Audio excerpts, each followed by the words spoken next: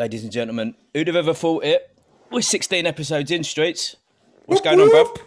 How are you? Good, mate. How are you? Fucking good, mate. How about yourself? It's the witching hour. The kids are complete and utter terrorists at this time of night. Basically revolves around bath time, bedtime, and just being general absolute weapons grade strings. It's tough, if I'm honest. I spend the majority of my day being dictated to. Now they plan, which is really good. I know exactly what I'm doing on Christmas Eve.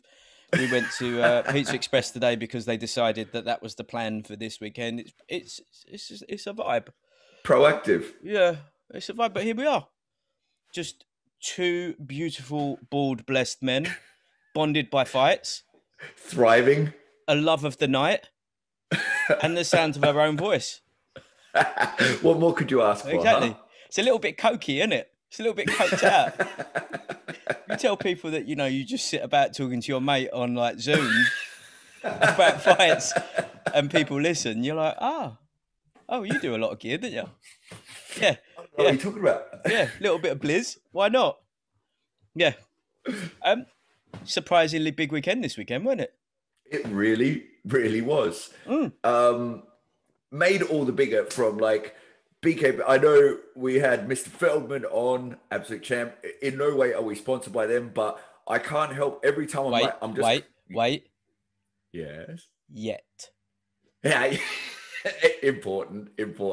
Please continue. But legit, it's like I'm like, all right, we got so much to talk about. Let me just watch the main card. Let me watch one more fight. Let me watch one more. You get sucked in big, don't you? You just do, right? Yeah. The platform, just having access, that app is game changing. Like I just think all the Top Rank, DAZN, make it available to us. Come on now. Like, they've done the right thing in actually like you said, making it available internationally. If you've got an internet connection and access to iTunes or whatever the hipsters use with their Android phones, like, you've got access to it. It works. I don't need to leave the house again. Do you know what I mean? Yeah. You give me access to all the fights on my phone. That's it. Like, ironically, pasty white the whole time. I think after tomorrow night, I don't think that's going to be an option for most of us. That is a sad truth. It's all going well, isn't it? Going big. Yeah, sure. Whatevs. I will say this, though. I will say, yes, news, all of that shit aside, I've been saying since February, they're going to say that cash carries fucking Corona for a long time. And out that come today. Bosh, have that. And also, can we, because this is newish, like from last night. How much of an own goal was BT Sport with their the Black History Month BLM vibe? You got David Haye, arguably one of Britain's most successful athletes, who is black or mixed race, sitting next to you, and you go over to everyone's black cab driving uncle Steve Bunce to talk about Black History Month. What were you thinking, BT Sport? The intro to that too, like speaking of David, and I don't think there's anyone better. And you're like, well, okay. Obviously, like, you've got him there. Yeah, Steve Bunce. It's like, oh my god, this is a joke. Like, they're going to circle back and be like, gotcha. No, that's just how they went. When I saw that, I thought that was like a clever edit deepfake. Yeah. But 'twasn't. 'Twasn't even a little bit. I thought the same with the Pure Gym thing we discussed in the last ep. I thought that was some Photoshoppery. Badly wrong. Yeah, maybe the traditional medias should be handing it over to the new media dons like us just to handle such things. Because, like, it ain't that hard. It's not that hard. Let us check the diary. Don't have Steve Bunce be the person that you build up to be the best person to talk about it before you even talk about it. When you got Dave there. Yeah, and I mean, you're talking boxing, like Buncey knows his shit, right? But yeah, sure. It's in the title. If you're talking about Black history, and you're saying that the best qualified person is not a black person, like. Right. Fine. I mean, that's super inclusive. I'll give him that much. Yeah. But it's like, does anyone read our book on what the 9th month of pregnancy is going to be like? How the fuck do we know? Do you know what I mean? Well, I mean, I've seen it. I don't experience it. All I can assume, and I would really hope this, is that Steve Bunce has a black wife, and when he's off camera, he's 100% in a dashiki, like completely big on the Afrocentric life. And they're just like, all right, I think he's all right. And Hay just went, I think Buncey's got this. Otherwise, I just don't know what they were thinking. Oh, big. So yeah, let's start boxing, shall we? Shall we do? Yeah. To the peeps, we'll go gloved boxing. We'll go UFC. Yeah, then we'll go get rid of the foam BKFC. as we go. Yeah. Exactly. So start with Brandon Lee. Yes, actually, because this is a bit out there, I'm not sure. It literally just came up on the list. There was a French card, which I was in the realm, and I was just like, oh, I haven't seen these, and so I would recommend. I don't speak French, but it is worth watching French commentary for the ooh la la. I didn't know that was actually a thing, but that came up a lot. Yeah. And it made me laugh each and every time. I've got to say, exactly. Shout out to Brexit. That's it. But basically, what kind of kept me watching was there was this Matteo Signani versus Maxime Boussery, however you say that in French. Amazing. But basically, Boussery, he's French. It's in France. He was 29-2. It's a home soil match, so you think he's supposed to be the guy. Someone forgot to tell Signani that he was 29-5-3. So, like, comparatively, you're thinking probably, he was there to rack up another L maybe. Yeah. If you had a drinking game where you drank every time there was a jab, you would be stone cold sober because they just came at it.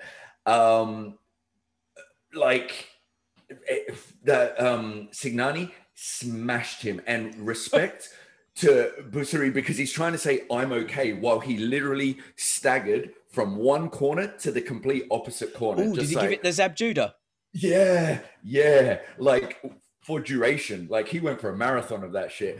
Can I just say very quickly, I would pay hard-earned Patreon money, patreon.com/CoffComCuties, to have you teach French like that time that groundskeeper Willie in The Simpsons had to do it. Bonjour, you cheese-eating monkeys. Brilliant. I want that. Can you see my flawless fucking Yeah. It's not so much your general accent mastery. It's just the way that it just flows. Mate, I did like 2 classes of French, and not shitting on French people, but like if you say to me "ziquette," I know you're saying the cat. Like I don't get up in your face. Wait, shat. I think we might have a little bit of an issue here.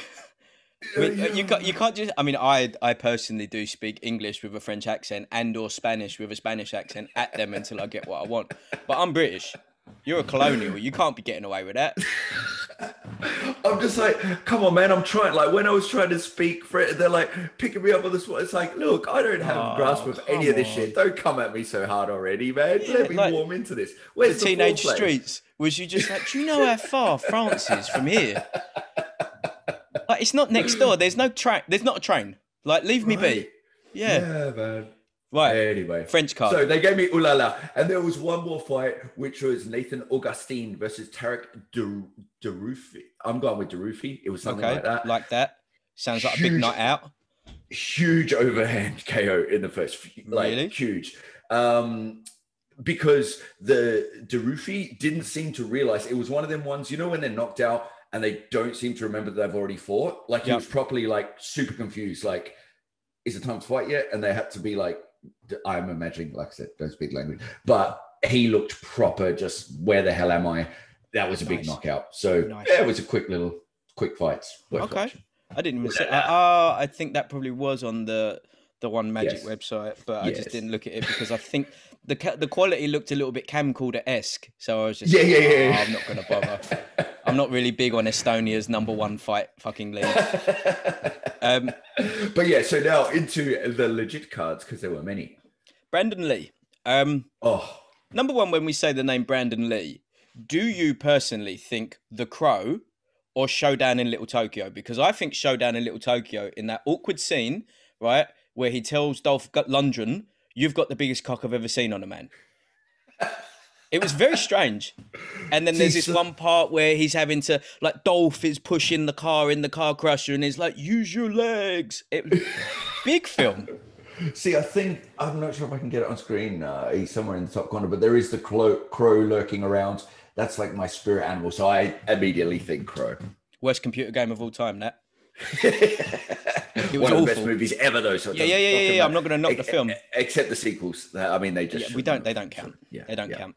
I would go as far to say that someone will reboot The Crow properly, or at least attempt to reboot The Crow. Bro, it's cursed. It's been in the works for legit years, and they keep like rewriting the script, and then it falls through, and it's just like, you start thinking maybe that's a sign. Maybe just leave it be.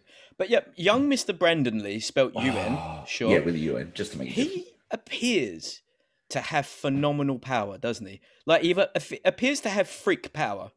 Sledgehammers, legit sledgehammers.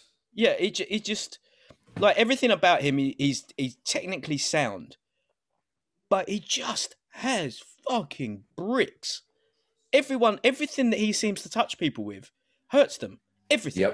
Yep. It's bizarre. And, you know, the guy that he was fighting was supposed to be a step up, blew him out. Yeah. Blew him out bad. I mean, Brent, what do you have? 195 amateur fights, legit. Yep. As a pro, now he's 20-0, 18 knockouts at only 21. Yep. Legit. The first knockdown, they scored a knockdown. He didn't go down, but they deemed that the ropes held him up, right? So then, was it right hand, left hook? No, it was the left hook, big right hand that put him down the second time. Yep. So he's gone down from that. When he gets back up, the same punch immediately after puts him down for good. Yep. And then the commentators are like, "Oh, they probably waited a bit long to stop that." It's like, well, hang on. Well, from the moment he touched the floor, that was 2 punches until it's just he hits like a hammer. Like the difference was the energy bar just went out. Done. Yeah. They have to. I mean, they have been trying to move him up. I don't think anyone fights him. Like he's one to watch for sure. He's really one to watch. I mean, I just wonder what happens when you have him with anyone a little bit more seasoned. It depends, doesn't it? Because you know, I don't know if he seems to be able to keep people at the end of the range of his shots where he's at his most powerful, which could be just his gift. Who knows? Yeah. He's quality, look, that's the beauty with them. He's got the foundation for it. There's one way to find out. Step him up. Yeah. And see. Yeah. Elvis Rodriguez. Oh, the boy. Too much love, man. Too much love for that. Speaking of hammers, fuck me. Yeah. He clipped him around the back of the ear with that left hook. Right hook, actually. He's a southpaw. Yeah. And sent him he just went straight down, didn't he? It was just like the speed that his head moved in that knockout was just terrifying. Yeah, it just went. He's got proper power. Proper power. He's a southpaw. He's with the wild card lot. He's got Freddie backing him. He's got big things coming, isn't he? He really has. He's well worth a little look. And his name's Elvis. How can you hate on a Dominican named Elvis? You can't. Right? With the rock star celebration when he wins. I mean, actually can't. Yeah. Apparently his one vice is that he spends a lot of time on his phone. You're like, well, I'll take that. I'll give him that. Yeah, I'll take that. If it keeps him away from the blizzy and everything else that ruins boxing careers of that nature. I just don't. I think he just seems to fight like he's hungry. Yep. Just hungry. Navarette and Villa, WBO. What is that? WBO featherweight title. I mean, yes. Where's my notes on that? Oh yeah, here we go. Number one, great fight. Navarette is horrifically awkward. He's so long. He's so weird, and he seems to be powerful in places where he shouldn't be powerful. He dropped Villa twice. And the scorecards were shockingly close. Like I like Villa had the middle rounds. Yeah, because he dropped him in the first and fourth. Yeah, but he did. I'm not going to say but like the output significantly dropped. He coasted. Yeah, but in the close rounds, there wasn't really much in it. Yeah, that's what I'm saying. Like it just seemed like the scores were 114, 112, which means that the knockdowns were the difference. Yeah. Yep.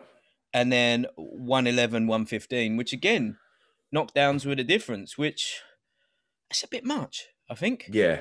Yeah. I think it's a bit much. Like, I can see a lot of the sway rounds going that way. Like, yeah. I can see it being close. If it had been anything other, it would have been ridiculous. But it's one of the. Look, I'm just glad the right person won. Yeah, absolutely. But he's one to watch, right? He dropped him with that weird. What is it, 32-1 now, 27 KOs. But uppercut sick thing, lead hand, just he like jumped off the floor with it as well. It was bizarre. It was like a computer game move, and then in the fourth was a dirty off to the side hook. And to me, Villa done well to get up from that, because that did not look pleasant at all. It looked awful. But yeah, that's that. And then go on. I was just going to say, do we do Janibek Alim Hanala? I think I got that right, because I wrote it phonetically. It's spelled AlimKhanuly. So people listening, when you like shit on us for not getting the pronunciation right, sometimes there's a lot to work with. Do you know what I mean? Listen, also, do something else. You know what I mean? Like, just have anything else to do. Gonzalo Gaston Carlo, he fought. Southpaw versus Southpaw matchup. I don't want to profile. When someone comes out with Kazakh style on their shorts, I'm going for that guy. So, always. I mean, it didn't disappoint in this one. Do you know Kazakhstan means free land? That's all it means. Yeah, it's not even a clever name, just free land. Oh, man, it sounds gangsters. Yeah, it does. So, yeah, first round, dropped him with a huge left-hand counter. He's a 2016 Olympian, 300 wins as an amateur. Big. Sure. 9-time Kazakh national champ. When you win in Kazakhstan, we've been through this. There's some places when you win the national title, you're like, Kazakhstan, not one of that. That's nails. Yeah. He looked like he was a few weight divisions bigger. It certainly sounded like it when he hit him. Jesus Christ. He's been on the Chernobyl beef. And he's been on like Canelo's Mexican meat, but he's just like a large dude. You know what I mean? Yeah. It's just like, and the KO, when we talked about Rodriguez, the way he moved his head, almost punched him out of the ring, like rolled down the bottom. So anyway, he moves to 9-0, 5 KOs. Kazakh, let's go. Kazakh power. I like. Williams versus Robinson. Now, this was interesting because Williams doesn't really look like the typical Ingle fighter. And he doesn't really fight like a typical Ingle fighter. He fights like a very angry Ingle fighter. And apparently, if you cut him, he goes fucking wild. If you headbutt him, fucking forget it. Yeah. Like, they clashed heads in the first round, and he was livid. And he proceeded to beat the fuck out of Robinson until there was no more argument, was there? It was just like Robinson, to be fair, he didn't seem overly impressed that he got stopped. Although, to be fair, they were still chatting mad shit afterwards, so I think there is still some argument. Yeah, like, he just genuinely, like, I mean, he's one to watch, is Williams. I really like him. I like everything. Like, he's a big combination puncher. He's got fast hands. He's slick, as you would expect from any one of the Ingle boys. He seems to be like probably one of the future ones for that camp, right? He looks the part. He's angry. He's fun to watch. I don't think he's ever in a boring fight. He seems to be doing really well. But yeah, he definitely don't cut him, because it doesn't go well. It doesn't go well. Before we cruise on into the UFC, I just want to say that we are going to be working with a new sponsor, which is Beanbag Coffee. Over the next couple of weeks, we'll be releasing more and more details out of that. But happy to be working with the Beanbag crew. Lol. And represent the coffee part. That's the other thing people are talking what I'm saying. About. Where's the coffee talk? Yeah, there you go. There it is, right there. Here we are. So we've got X-Brain for the supplements. We've got Beanbag for the caffeine stimulant coffee. We've got Box Smart for the gear. And we've got Fundamental for all the equipment. Right? I mean, what else do we need? We need a footwear provider, and probably some sort of meat provider. And you need some booze. Yeah, and Spotify with our 100 mil check, and then we're sorted. I mean, I keep telling you, the 100 mil is ambitious, right? You and me will be very happy with 5. To be fair, if they want to have chats now, I'll settle for 700 grand. I mean, yeah. Well, Yeah? look, charity, right? Charity of hearts, COVID, tough times. Exactly. Tough time, COVID. 350 for you, 350 for me. We're out. Bum. Have that. We just Like open it. up another podcast. Bothered. And then Oh yeah, so I did catch up on the Gorman latte fight. I I gotta didn't. say, I didn't. for a start, first time I've seen RDX gloves used in Normally shout out see them in RDX. a park. Yeah, big That's time. normally where you see RDX. You know what you're not like. Listen, I'm not profiling, and how dare I even make judgments on anyone? But normally when someone says, "Oh, I've boxed a fair amount before," and they turn up in RDXs, you're like, "Oh yeah, cool." It's it's like a social. It's like skinny jeans, isn't it? It's like a social marker. It's a bad vibe. But Anywho, look, listen, I gotta say, David Hayes' analysis after the fight, spot on. Because look, he got the win. It's great to see the win. He was using his jab and stuff like that. He's carrying just too much weight. This is not like a. amen, bro. Do you know what I mean? It's not like a go. If you're chilling and you're carrying some extra pounds and you're happy, great.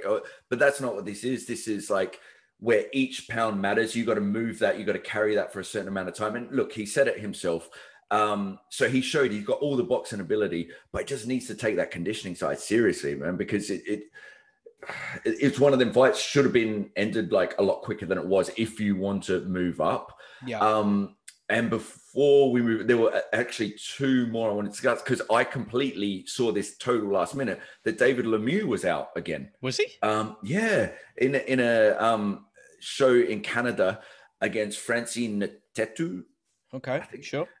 It was KO in the 5th. It was a big KO. It's just Standard I'm Lemieux glad to came- see. Yeah, I'm glad to see Lemieux back in action because I love the way that guy fights. Yeah, I like And Lemieux the other too. one, I think it was on the top ranked card, was just because I want to say the name, Janison Figueroa Boca Chica Ooh. versus Niklaus Flaz or Fiaz or something. But anyway, no offense to that Flaz, but that Boca Chica fought like he caught him fucking his mum, and Flaz fought like he was tired from doing just that. Amazing. Because, oh my God, it was like one of them thought it was going to be a long fight. I'm going to ease my way in. And the other one was like, this is a sprint and that's it. And yeah, it was huge shots, just too much firepower. Brilliant. Yeah, big end. And for me, that's the end of the boxing. I don't think we missed. Yeah, I think that was it. Well, there were a lot of other, but it was a big week. It was a massive week. There was a Wednesday card. There's a Saturday card. Yeah. There's a couple of fights got taken off of the Saturday card due to COVID. I've been thinking I've got a lick of the Rona, but then I don't know. You know what I mean? Like, I don't know if it's just because I'm going back to the gym again, trying to shift some darbs. But no, I have definitely been feeling like I've got a lick of the Rona though. But I can never smell anything anyway. You know what I mean? Every now and again, I just go. Yeah. I'm all right. Anyway, UFC. Where do you want to go? Should we start Breeze? Yeah. Yeah? Do that. Yeah. Because Breeze represent British, boom, English, shout out. Stop the geezer with a jab. Filth jab. Yeah, but a jab in a 4-ounce glove is a different sort of affair, isn't it? Yeah, but And it was a my stemping God. stop jab. Wasn't it? Like, yeah. that was body weight behind, stiffest of the stiff, just power jab. Yeah, but still, lash. He got that big. Did you watch the Barboza versus Amirkhani? I did. Right, so I started to watch it, and then Yep. the children, and then I didn't finish it. So discuss. Yeah, I mean, look, it was great performance from Barboza. Amirkhani, great opponent. It was just good to see him back in the winning column. He's lost 5 of his last 7, which for someone like Barboza, you know what I mean? It's like, it's sad because he is a straight up savage. But when you look at the list, he's lost to Gagey and Khabib. Well, this is it, right? He doesn't. He's of that top flight. He's top 10, and he only ever fights other top 10s. And the UFC aren't exactly known for careful matchmaking, are they? Yeah, which, I mean, bless them. Do you know what I mean? It's like that, and we discussed this in the boxing a lot back in the time when we do our history apps. It wasn't about protecting that it was about fighting the best. So, sometimes you come up short, and fair play. But yeah, no, he looked good. It's good to see him back out, and look forward to seeing him again.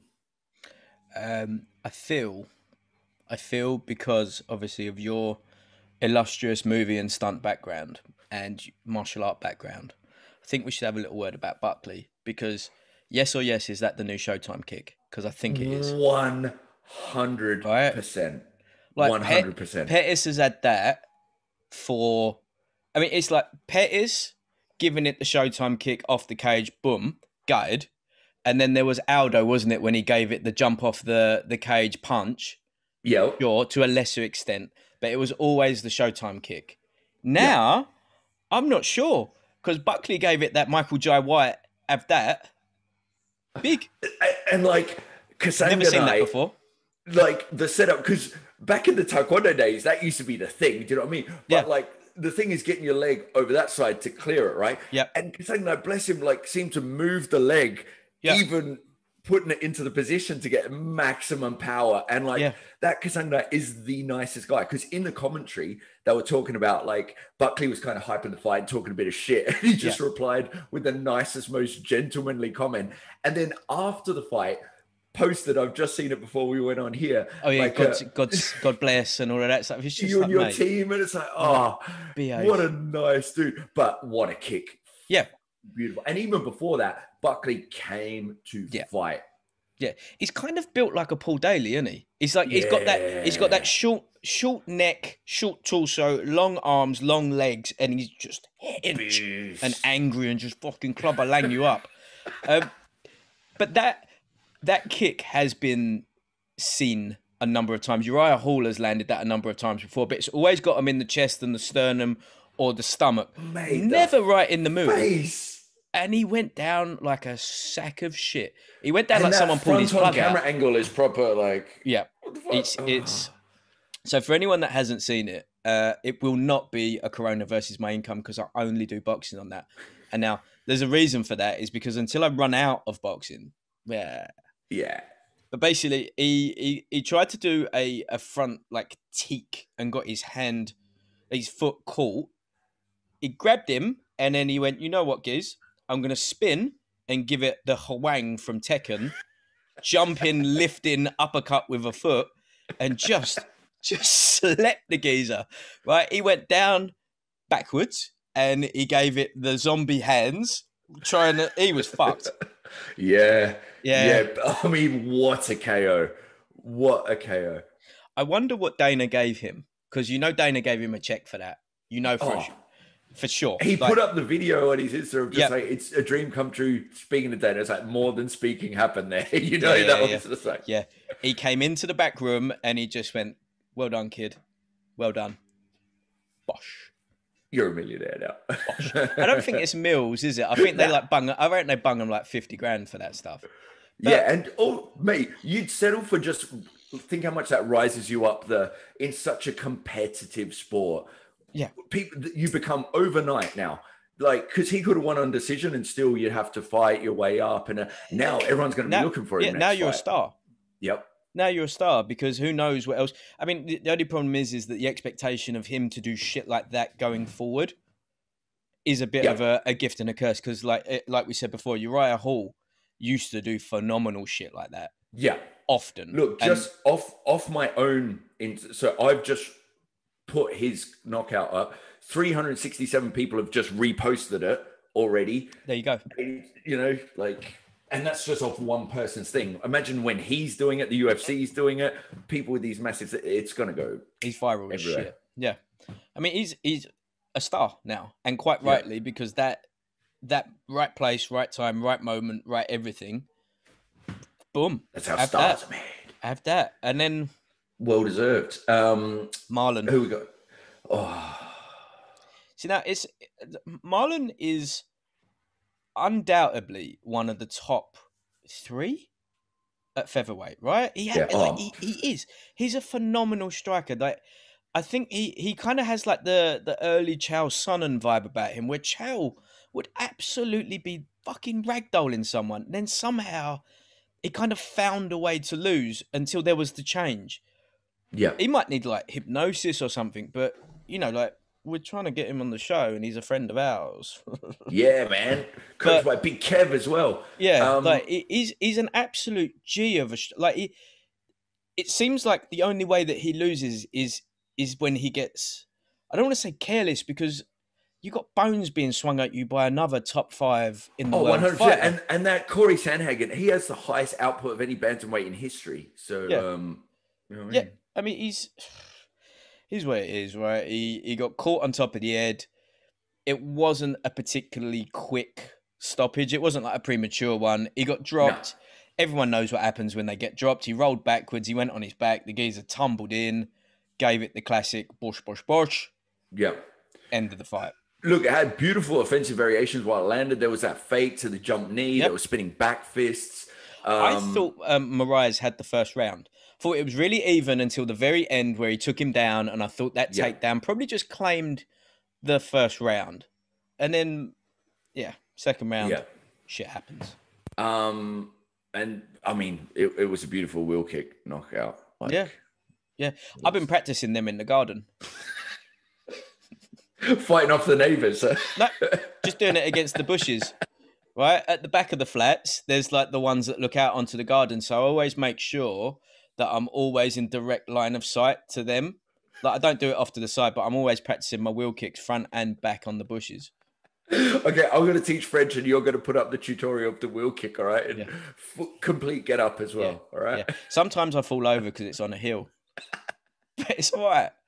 It's all right. And the neighbour next door, she thinks clearly I'm a little bit special, but I'm not bothered. That's her problem. Which other ones did we have? Yeah, so we had Tom Aspinall stopped Alan Bordeaux in the first round of their heavyweight matchup. As soon as fight got to the inside, on the outside, they looked a bit like lost in the limbs a little bit. Brilliant. As soon as they got toe-to-toe, though, nice exchanges. Aspinall got Bordeaux down, stayed on top, forced a stoppage with ground and pound. That was quick fight, as was Marcus Perez and Driscus de Plessis. I'm not sure how to say that. But it seemed like it was mainly setups and leg kicks, kind of skipped the massive engagement part of the fight and then went straight to the stoppage. First round, Perez on the back foot, tried for a spinning elbow and ate a hook on the way and just dropped. And then that's all she wrote. What else was there? Oh, yeah, there was that Rodrigo Nascimento versus Chris Dukas. Dukas dropped Nascimento with a big hook, ground and pound, dropped a massive bomb. Nascimento scrambled to his feet, only to get smashed, and then they stopped it. So it was the first loss for Nascimento, and it was the first loss, I think, as well for the, Duplessis. Yeah, so. Decent. No, it was first loss for Bhullar, sorry, the one that Breeze stopped. That's right, that was the other one. Okay. So should we move into BKFC or what? Let us do that. So I just want to say that we had Dave Feldman on last week. No big deal. He's the owner and founder of BKFC. And yeah, I mean, we're having talks right now, cash talks. Don't worry about that. It's just that, listen, some people are naturally talented and some people try and manufacture this, but they can't. And because they can't, they get lemon. And they may or may not leave, the odd little shitty comment or decide to give you some level of feedback. And it's just like, oh, thank you very much. Like, all good. My favorite is I haven't had a chance to listen yet. I didn't ask, but thank you. Yeah. I haven't had a chance to listen yet. And that's all good because, to be fair, it doesn't change anything at all. Thanks for feeling the need to tell me. Yeah, it's almost like a negging, and that's fine. I don't understand why to say nothing. I was just going to ask how you are. Yeah. You know what I mean? Like, cool. I wasn't asking. You've made this a thing now. Now I have to push you in the bush. Anyway, BKFC, I would really, really, really like to start with the machine Levine and Deichkoff. Now, the machine Levine is, if he is a machine, it's either a donut fryer or an ice cream machine, bless him. Yes, he's got some bollocks on him doing bare knuckle fighting, blah, blah, blah. It was tough. It was proper tough, right? He had blue gladiator shorts on, not coyote. He could have had a little bit of a tan. He was big in the Darbs and Tits game. He had not been in. Like that geezer. That geezer certainly was not a cardio machine. Let me tell you that much. And I said to Streets earlier today that Andre Ward was known as SOG, Son of God. This geezer was known as Son of Sloth from the Goonies. 100%. He looked like a special needs Michael Bublé. He really, really did. And he got absolutely ironed in one round. Every single time he went down and he was holding his face and he looked like he was about to have a little tantrum. And then it just ended. I kind of really, really, really want to reach out to our close personal friend Dave and see what he thought about that. Yeah.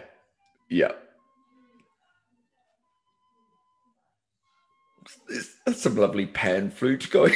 I have no idea what kind of flute music is going on right now, but there's flute music going on in the background. Sure. Anyway, there's Nico Hernandez. Yep. He looked good. What do you want? Right, Olympic bronze medalist. He looked the part. He fought like he knew what he was doing. He had great range. The geezer, Wilson, he was scrappy. Ended weird though, right? Yeah. Ended with him in the corner. Yeah, which raised a very interesting rule. There's the urination, defecation, and vomit rule, which shout out. But I have seen people shit themselves in the fight, keep going. Whatever. Disgusting. But yeah. Anyway, so he vomited in the corner, and so they just have to stop the fight. So that was the end. But in fairness to him, look, he went 4 rounds, didn't get dropped against, like you said, an Olympic gold bronze medalist. Yep. And he's coming on the show. Boom. Yeah. So Matt next week, won't we? Awesome to see Hernandez in there. Do you know what I mean? We discussed this with Dave Feldman. It's like close personal friend Dave Feldman. Because people do, like, historically they've thought, look, bare knuckle is kind of where people go when they're done with everything else and they want one last hurrah. Look, this is showing it's legit. It's got people that are young, kind of not starting their career, but do you know what I mean? Soon that'll be the case when people, that'll be their first go-to. You could very much see the caliber of his amateur pedigree and stuff. You know, it was a boxing match that he was putting on. And he said post-fight that, look, he's still looking to do the pro boxing. He definitely wants to do the bare knuckle again, but he's kind of open to doing both. I'd be surprised if they let you do both. Yeah, well, I mean, it's on BoxRec now, so... Yeah, I get it, but I would have just thought that there would be some sort of contractual, like, you can't be signed with Top Rank and say, oh, by the way, I can't do this fight because I'm fighting in BKFC. That's the thing where he was kind of not at a stalemate with his, but basically no big promotion company had picked him up. So he was kind of like, he's like a continual free agent at the minute. And that's what he said. He goes, look, I'm on the lookout for a big promoter. And look, fuck, man, he's got a bronze medal. You know, he can box. Yeah. Pick the man up, you know?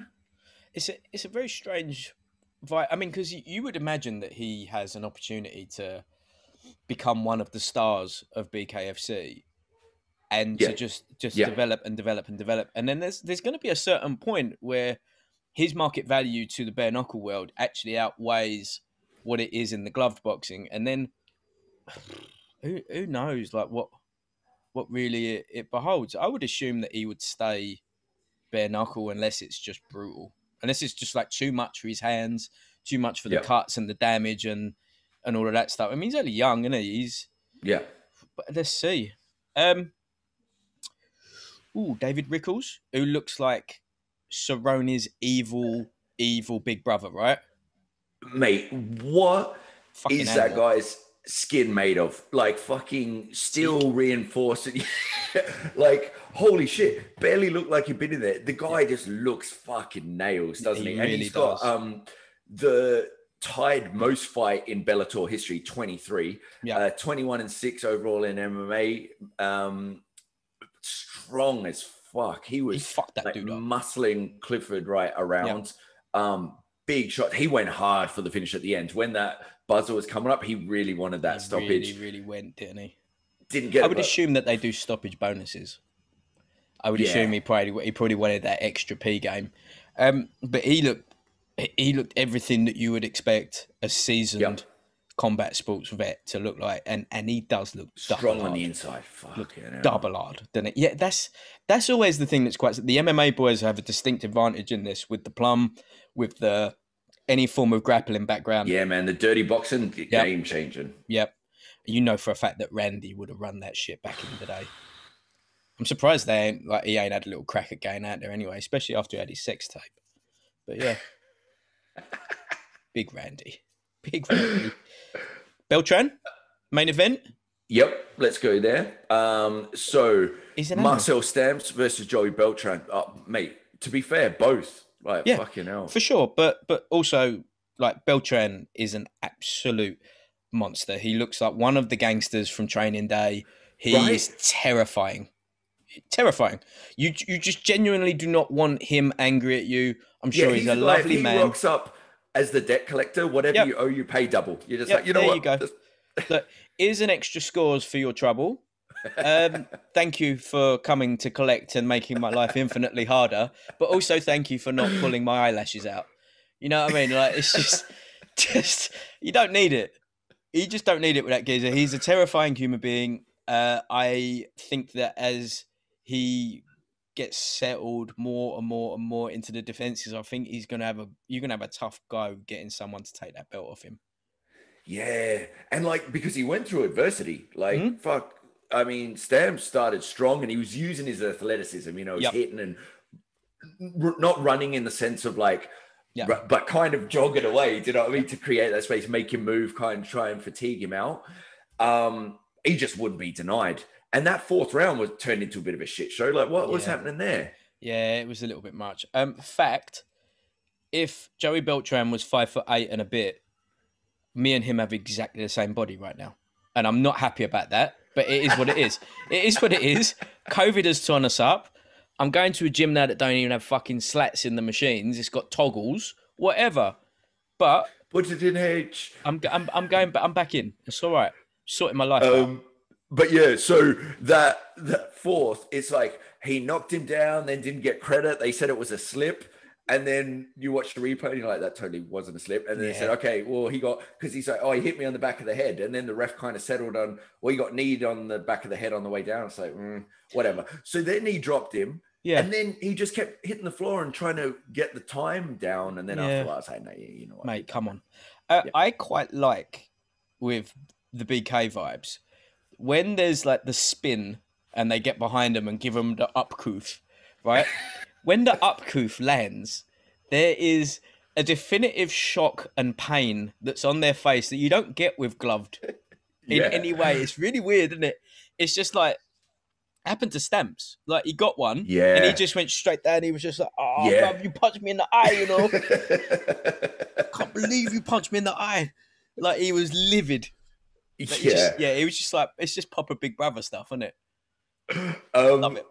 But fucking great card. So and the first one, guys, get that app. It's the shit. It's cheap as hell. It's wicked. But the first fight, LJ Hemrick versus Rowdy Ackers. When Rowdy's your name, meant to be, but he lost. Anyway, what a fight!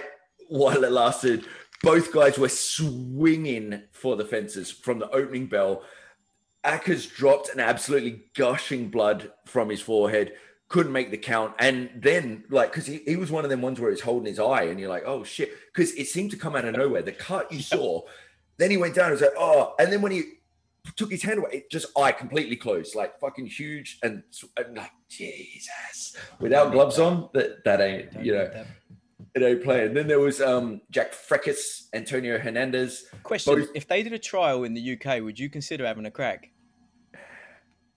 I'm not gonna. Marcy can't hear. It's just you and me. I'm not going to deny the fact that when Chris Lieben put up those tryouts, that it did cross my mind about how hard is the travel and everything going. Because everything's an experience. I've got no delusions of new career, but you never say never to one last little thing if it's a new experience. Such a savage. But that's for another time to discuss. Another time. If you want, we can have a word with Jesse, right? We can get the hay bales out, right? We can go down with the fam, and you can have a little trial. You can do it in a pair of like Primark stretch jeans and one wrap, just one. Get some practice in. But I mean, look, man, the events are incredible. It's amazing. But anyway, enough of that for now. Let's get back to the actual card, which was Jack Freckus and Antonio Hernandez, both pro boxers, and it showed. It was a boxing match without gloves on, which is beautiful. There's no clinching, tactical fight. There was plenty of shit talking in the middle of it. Hernandez won on points. And then the last one, I think, to discuss, Brandon Johnson, Isaac Doolittle, had all the clinching that the last fight didn't have. They came to brawl. Johnson was dropped in the first. There was a proper... You remember Fry when he fought Takayama in Pride, where they just grabbed each other by the back of the head? Yes. Did I reach out to Fry? Yes. Yes. That would be amazing to have him. Yeah. Anyway... I always used to, when I was a teenager, I used to get really confused with Fry and Tom Selleck. Right? Yeah. Like, they could... I'm sure Fry would actually fight me for saying that. But that, you know, just a big square head, black hair, tash, like he's a bad man, Tom Selleck. Anyway, but yeah, so they did that except to the gut. So slightly less, but still cool. Isaac Doolittle got the win by decision. Fine. I mean, listen, we discussed at the start. This was one of the one we're just going to discuss the main card. They're 2-minute rounds. They're so exciting. You can't help but watch the whole damn thing. So. I mean, I 100% would have had the whole card, but except for I haven't been diagnosed with children. Yeah. On that note, I need to pee because of children.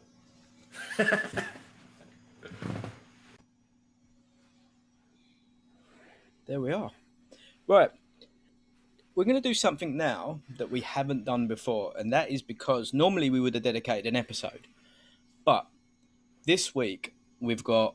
currently, I believe 4 guests lined up, which absolutely and utterly annihilates any sort of night. There's a lot of moving parts involved in doing an episode with a guest. We just ain't got the time to dedicate an episode to it, but we will be able to dedicate an episode to the sweep up as norms. So I believe that you and I should have an in-depth conversation regarding Loma versus Lopez right now. Oh, because that's Saturday night, Saturday night. You know what I mean? It's come up super quick. There's the countdown show that's being whipped out, which, to be fair, pretty good. Blood, Sweat and Tears. Not bad at all. Episode 1 was out. I mean, once you've had Liv Schreiber, you need that guy. Yeah. Narrating everything. You just want that guy following you around saying, there's this cup of coffee. You know what I mean? I mean, or do you remember UFC Primetime used to have Henry Rollins? Yeah. Yes, boom. That's Henry on the wall over there.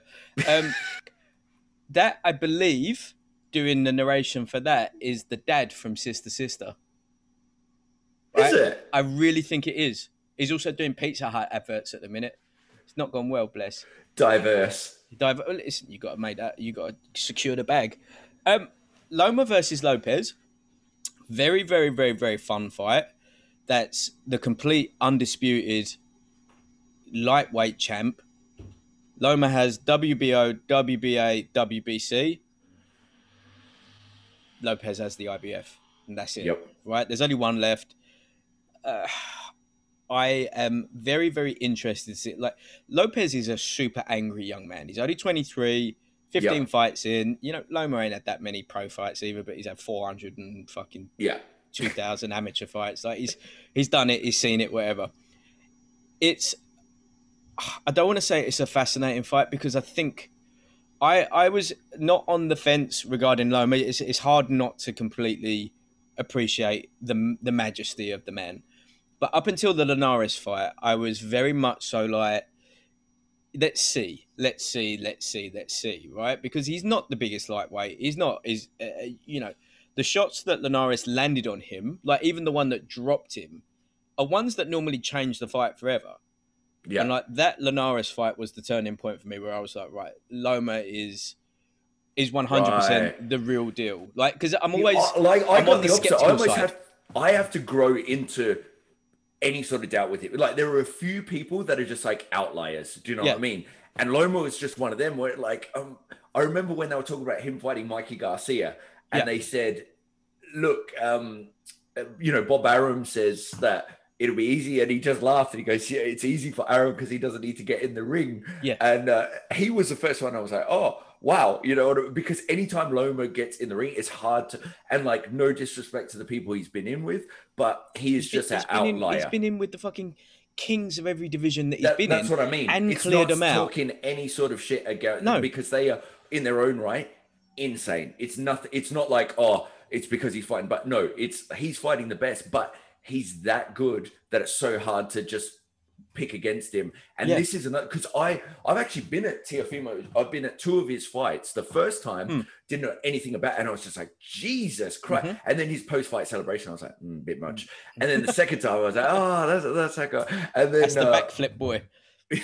Yeah.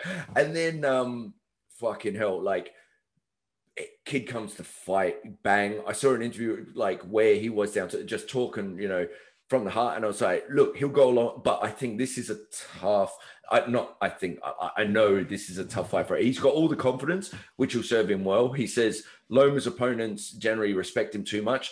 It's not going to be the case with this one. He is going to go. Disagree.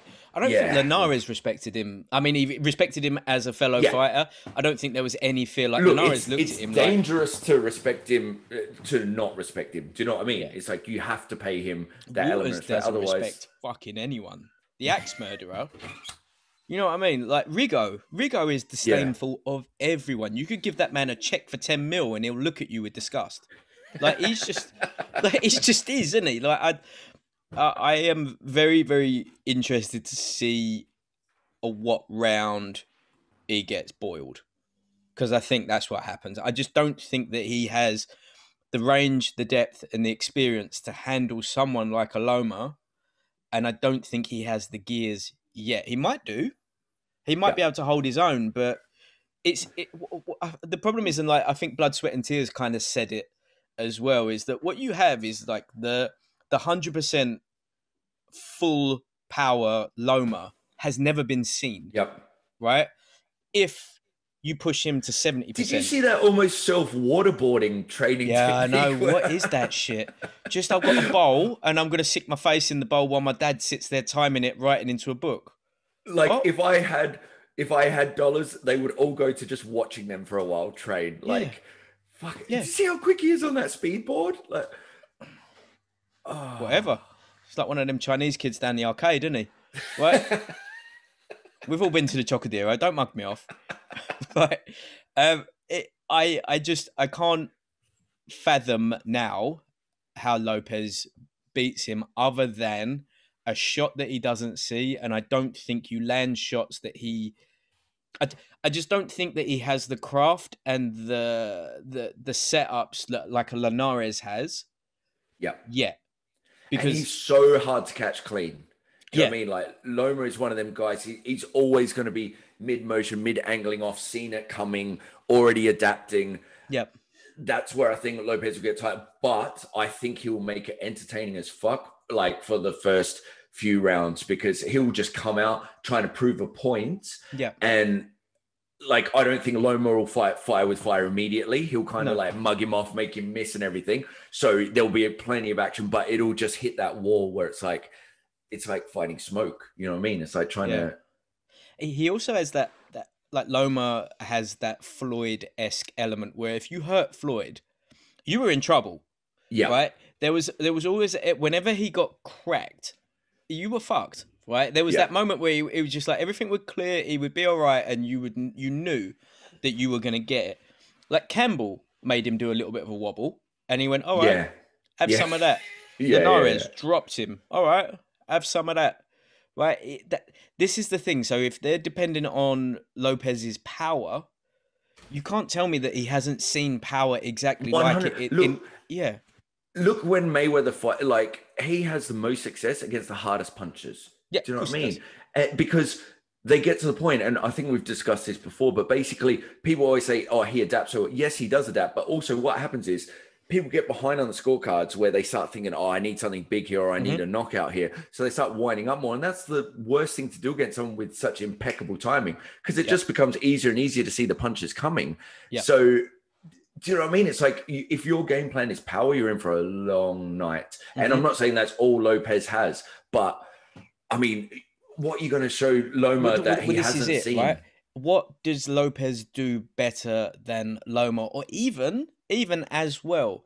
And I haven't seen that yet. And I really like Lopez. I think he's amazing to watch. He's a really fun fighter. But I just think there's the levels to the game are so vast between Loma and, you know, Usyk, which we'll see, and everyone else. Yeah.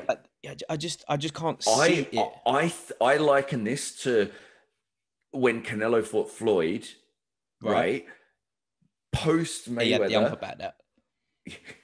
But post Mayweather, he improved so much. Yes. Do you know what I mean? And I think Lopez will do the same. Like, I think it'll be amazing for his career to fight Loma, because I think just being witness to that is just like, fucking, there's levels to this shit, you know? And I don't want to take anything away from Lopez, because it's great that he's earned his shot at this. But look, I think when all the said is done and the fight's over, how can you not learn from being in the ring with, like, we're blessed to be in the generation to watch him fight. You know, that's how good he is. How large was the Dadlow watching it on the laptop, on the blood, sweat and tears? I've seen enough. Yeah, he's just like, oh, all he does is circle to the right and spin. I've seen enough. Laptop closed. You're like, oh, yeah. Let's hope that was a bit of theatrics for the camera, eh? Because if that was actually it, it might be a bit of a tough one. Have you watched? It's like that meme, you know, where it's like, "Fuck this shit, I'm out," and then the next picture is, "Actually, I need all that," and he's packing up. Give it back later. Actually, make sure. Have you seen on the YouTube Tank and Lopez sparring? No. Interesting. Yeah. Interesting. Yeah. It's basically Lopez. I mean, it's sparring, right? Lopez pretty much is lighting him up with combinations and things like that, and Tank catches him, like, Tank bullies in bits. I've seen a small clip on Insta though. I saw it because I remember the flow. I was going to say, it's like only a 3-minute vid. Head and then I saw like the minute clip, I think. Yeah, it was very much so. I think that it looked like Lopez was stating and Tank was working on who knows what, because it's Tank, right? The Vampire of Brooklyn. What I remember is the comments, like, where you've got the equal split, where it's like, let's see the full video, fucking pussy, blah, blah, blah, blah. Yeah, a bit much. Result, hit me. What are you saying? I mean, 100% Loma. Does he get him out of there, and when?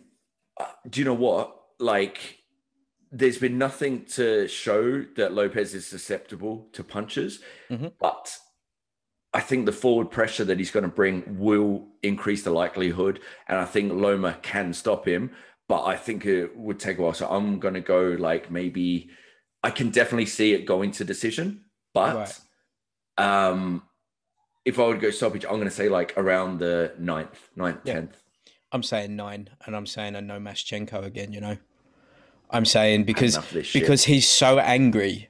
And he's got so much attitude towards him. Like, Loma seems a pretty humble dude. I don't know anyone that's ever said, like, he's smug and he's conniving and he's this and he's that. And it's like, well, hold on a minute. Didn't you kick off about money? And he's like, well, no, give him some of my money. Yeah. Like, you know what I mean? Like, that's not conniving. That's just making sure the fight happens. I'm not sure. But then at 23, I was such a prick, right? Yeah, you know what I mean? Like, we all were. Like, 23, you're not even a human at that point. You're just a fucking roided out teenager, really, with money. It's a terrible mix. Anyway, I'm gonna say a maybe dad coming in to stop it. Maybe it's just like, I've had enough of this. Like, let's pull him out and live to fight another day and learn from this. This was a teaching moment, is what that might be. I think it will be. I legit think it will be. I think it has to be. I personally can't see it being anything even as, like, the Campbell fight was a good fight to watch. Yep. Right? Like we said before, of a 3-minute round, Loma would win 2. Campbell would certainly win 1 of those minutes. Yep. And that kept it kept it exciting. Yeah. I'm not sure that someone almost by design, though. I think. Yeah, but it was risky, wasn't it? Yeah. It was risky, and Campbell is not known as like it'll hurt you, but he's not known as like a concussive one-shot power puncher where they're not going to be doing that with Lopez. They're just going to shut down shop, get all the belts. Maybe he then rules the division because he's not a big lightweight at all. Yeah. Could he go up to 140? Probably. Should he? After seeing a couple of weeks ago with Zapada and Josh Taylor and Ramirez and all of them boys like Prograis, you don't. There's a point where you just don't want it. Like it's just they're too big for you. There's that's the thing we were talking. I think when it came with the whole John Jones Adesanya debate, and it's like, listen, when you've got, it's one thing like if you go to a collar bout, weight doesn't matter, right? Because if they're not sitting on their punch, they're not they're doing. They can be massively different. When you've got finely tuned athletes, weight matters. Now, when you take the outliers, and you've got two outliers that are like exceptional, but one is substantially bigger, you generally go with that guy. And that's what Loma was even leaning towards when he's talking about Garcia. It's like, look, you know, remember when he beat Rigondeaux, he said, look, I did this because the fans want to see it. But to me, this is not even that big a win because I'm too big for him. Like he even said it in reverse. He was like, this wasn't really even a challenge. I mean, but there's a really famous is a strong word. There's a really known photo of Loma with Mikey Garcia. I know the exact photo you're talking about. They're in a studio together. Like Loma looks like Mikey Garcia's ventriloquist dummy, right? Yeah. And that's Mikey Garcia is a immense 135er. 140 is, to be fair, 140 is on the small side. 147, he was tiny, right? Loma, like the sheer size of his head versus Loma's head, it was like a Chihuahua and a Labrador. They were just visibly different sizes, massive difference. Like you can't have him, and you know, like Josh Taylor is a big 140er, right? That in itself, Ramirez isn't a small 140er. You know what I mean? Like when you're those are Mikey Garcia size and bigger. I just don't see him going any further than that. I would just maybe like for him to rule lightweight, maybe take the mantle from Duran as the greatest lightweight ever. Maybe that's the lineage. I mean, there's only... Look, honestly, like I said, he's one of the guys, like, I wouldn't put it past him. Do you know what I mean? It's like, I don't know how far. The thing I definitely trust in is that the team have got their heads so screwed on well that if he goes in the ring, also part of the reason that everything's so calculated, well planned, he's only in the ring like Floyd. The second Floyd steps through that rope, you know, everything's been planned and that's a W waiting to happen. So if Loma goes up, like size-wise, it looks it, but also I would struggle to bet against him for a lot of people. I agree, but I just think that whether it's the smartest thing, look, for sure. I think also too, there's so much pressure for people to, and it's like, let them just rule for a while. Do you know what I mean? Like people, they win a title and they're like, okay, next. Like Canelo, it's like, what weight you going to now? It's like, how about just like, well, don't forget, like how many years did he just fight at Canelo weight? Yeah, for sure. Just his own weight. He's just like, I'll do 158. What? We are? Okay. And I'm fighting for the middleweight title, are we? But that's we're going to fight for a belt that doesn't exist. Yeah. All right. Okay. Cool. All right. So I'm the WBC Canelo champ. Cool, man. Sick. Right. Both of us say around 9, Loma. Hard to go against him. Whatever. Yeah. Let me get the book because we've got some news there, minute. Shelley Finkel has said that Wilder Fury 3, don't know what you're talking about. It's all still going ahead. What is this hype? I'm not quite sure what Shelley's been on. Everything else has said that that's done and dusted. And like the Wilder camp came out and just was like, yeah, it's not happening this year though, is it? Contract's expired. I thought the contract had expired. I thought it's done now. Look, every time that pops up, someone's like, oh, this is fake news. They're saying it's still in talks. I spoke to someone at the gym that hopefully will be offering sparring partners that were talking like it is definitely still a possibility. Like it's 100% not ruled out. So yeah, without going too much on that, like I Yeah. think it is still kind of alive, but it definitely doesn't look positive for this year. No. And how they revive the contract. The only thing is, AJ's in with Pulev now. That's a done deal. So You can always give him some. To be fair, December 12th isn't that far away, right? yeah, It's not that far for two heavyweight. They're talking about Fury going on the yard card. yeah, Rhymes, but yeah, yard card on the 5th, right? The 5th's a big night, yeah. right? Spence and Garcia got moved to the 5th, and they got a crowd in Texas. Shout out to the Lone Shout Star. out They Texas. just do whatever the fuck they want, don't they? They just absolutely do whatever they want. And Garcia and Campbell is the 5th, which you would kind of think that maybe that goes on to. Is there some sort of? I suppose that's DAZN, isn't it? Garcia and I would have thought it's all DAZN, isn't it? Who's Garcia It and should be. Spence with? No, that'll be a top rank thing. No? I don't know. Who's Spence's promoter? I thought DeBella? it was Aram. Oh, whatever. But Into that. you would have thought that if we're all doing the 5th of December in the States, you just put it all under one venue, wouldn't you? Yeah. I mean, logistically, I would anyway. But it's just convenience on my part. Whatevs. What else we got? Oh, WBO has sanctioned Herring versus Frampton, with the winner has to fight Shakur Stevens. That's pretty cool. Yeah.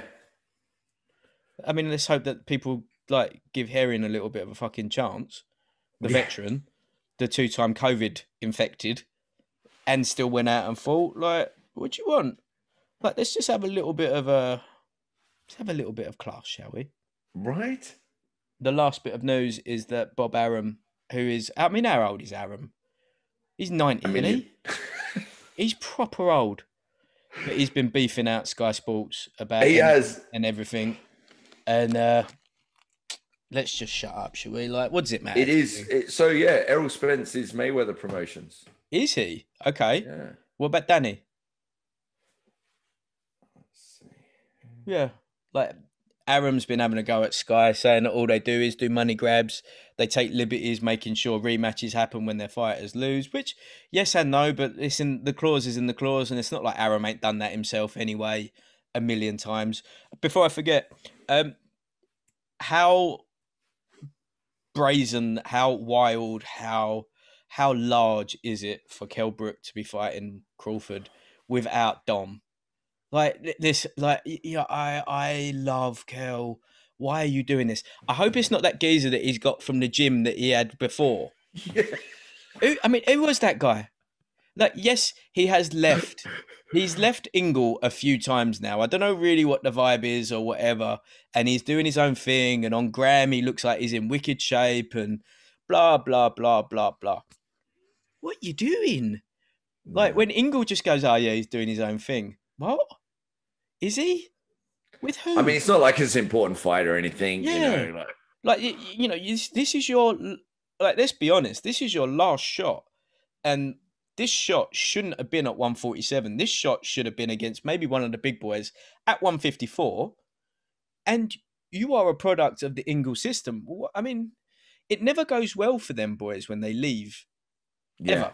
Like, very, like, Naz existed for a while, but he wasn't the same at all. Like, that system is so unique that you kind of need to stay with them all the way through. Otherwise, you have to kind of relearn the game. It's what we doing.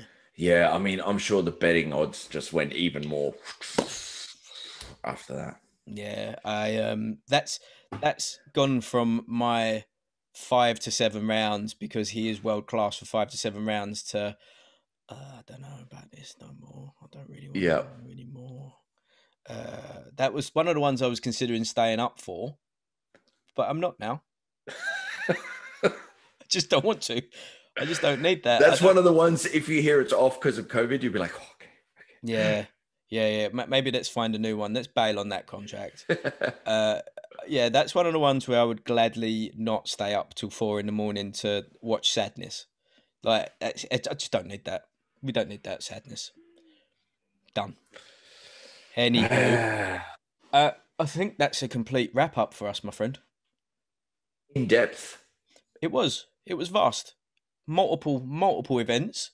Patreon.com, Coffcom Cuties, got 3 patrons now. And what? Hey. Boom. Like I said, we have an awful lot of guests coming up, and the momentum that we get. You know, my favorite question: how do you get these guests? Right? Just ask. And I think that people genuinely don't believe that, and it's just like, no, you just ask. Sometimes they see it, sometimes they don't. It's probably an 8 out of 10 failure rate, but whatever. My favorite also is, are you paying people to come on? It's like, well, no. Out of what? Yeah, what? With our 3 patrons. What are we doing? That money's already going to Nigeria. You know what I mean? Ridiculous. But yeah, patreon.com, Coffcom Cuties. All of the interviews will go on there earlier. The Duran ep that we will do at some point over the next 10 days ish. Bearing in mind they take a lot of time. That will be the last one that goes on iTunes first, and then the history apps will go to the Patreon first. A week later, they'll pop up on iTunes and Spotify, and it's going to be like a delayed drip feed. The episodes, as I've said before, will always be on here. The history episodes will always end up on here. The interviews will always end up on here. But if you are supporting artists, because we are artists, then you go onto the Patreon, you get the interviews quicker, you get the history episodes sooner, and there'll be Patreon exclusive content that probably will never see the light of day out of a paywall that doesn't have me dinged out or streets not drinking. But we'll see about that, right? We'll see about that. And up and coming, we got the Fight Companion. Let's hope that Bozza doesn't ruin our shit tomorrow night and say, but even then, who knows? That companion cannot happen via Zoom. Just can't. It's just shit to do that. You can't do that. And you know, I'm gonna have a couple of little get a little bit loose. If I have a couple of little drinks, I may say a few things, but whatever. That don't stop me normally, and that doesn't stop Streets normally. He's fucking tanked the whole time he's on these podcasts. He keeps doing like the sip out of something, and he goes, "It's just water," and I'm like, "What is it? Is it?" The speech is getting markedly slurred as we go on. Yeah, just that you're getting that awkward stare out. But on the real, guys, thank you as well too for everyone's feedback. Like, it really is. Yeah, it keeps going, especially on the history apps, because like you said, they take time. Research people really seem to have enjoyed it, and like hearing that people are learning stuff they didn't know. That's kind of why we started it, right? So, yeah. That's what you want. You want to be a vector of knowledge. I also want to announce that when the Patreon starts vibing, Streets and I are going to be starting our own MLM marketing scheme / Ponzi scheme. Let's get involved with that. That's really, I mean, all proceeds will be going straight to us. And funding our cult. Exactly, funding the cult. I need Kung Fu trousers to practice my wheel kicks in. Streets needs more merch for the background. He's got Tupac up there. You know what I mean? Like, it's just got to happen. I believe also in the pipeline, we've got Russ 2.0 coming on. Legend. Boom. Tyler is due to come back on the second that he lands into the States. Jim Ellers, he's on. Oh, I'm so pumped for that. Beast. 2 queens fighting for world titles on a November 14th card next week. Maybe 3. I'll keep getting colded off by one of them. Whatevs. Maybe you should have a crack at that one. And then, then there's a big one that someone's trying to work on for us. That's actually a proper big one. Fingers crossed, but let's be honest, it's unlikely. It's a remote chance, but we'll see. We got 2 big ones, actually. We got the email of one big one. Oh, yeah. But we thought bridge was burnt. Yeah. I got, the bridge probably got burnt because I got auto-corrected on his name. And, like, every now and again, I periodically check the messages that get sent. And obviously, we're sliding into DMs with aggression, right? And then every now and again, you see one with a fucking spelling mistake on their name, and you just see "seen," and there's no response, and you just like, and the heart just sinks. No, there wasn't even a sink. It was just like, I wouldn't have replied to that either. And then it's just a forward to Streets. Maybe you have a crack at this one. It was like when I messaged Dom Ingle, like he the saw name's it. wrong. Who wrote this, Larry? Yeah, who is this? Yeah, like Dom Ingle immediately saw it and just no reply, and you're just like, oh, it's like that, is it? Okay. All right, geez. Anyway, that's it. Like, rate, subscribe, review. Thank you to our sponsors, X-Brain, boom, 1. C&CC 15 for the others, but X-Brain is Coffee Combat, 30% off everything. WeBoxSmart.co.uk, C&CC 15, FundamentalFitness.co.uk, C&CC 15. They knock 15% off your order. Beanbag Coffee will be coming on, and I'm hyped to be working with them. We are going to get that going. See how good is it? That shit, that shit would take me an hour to spit that out. Nah, good man. Yeah. We've got to keep it going. As I said, the dream, 15 grand a month from this. Every single week, every single ep, except for the history eps, I do drop it in quite often with the guests, and they're always all right with it. You know what I mean? 15 grand a month. That's all we want, right? At the start, I'm willing to share it with Streets, so we do 7.5 a month. But then I want to be moving into 10s each and then 15 each. Like, I don't think it's unreasonable to take down 130 a year. With our mouths. Exactly, with our mouths. Look, by that point, I'm assuming that there'll be a few more of these.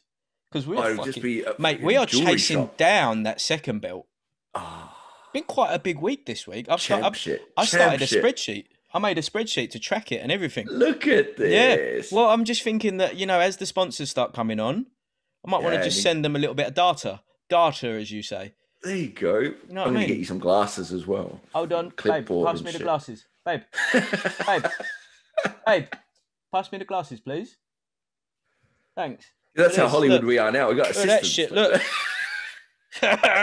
Yes. Look at that. Yes. That's the new logo. Yes or yes. Did I used to wear glasses when I used to go to interviews in my old career? Didn't have any, well, they had lenses, but they had no lenses in them because I found out pretty early on when I had glasses on, I used to get the jobs. When I didn't have glasses on, they would just cold me out. So they probably just thought, oh, this shaving head geezer's got a lick of the tism. We'll let him in. Before, they were just like, oh, he's got away from his care worker. I wonder where he is. Right? And on that note, shout out. Streets. Love you. See you tomorrow night. Been a pleasure, sir. Bye-bye.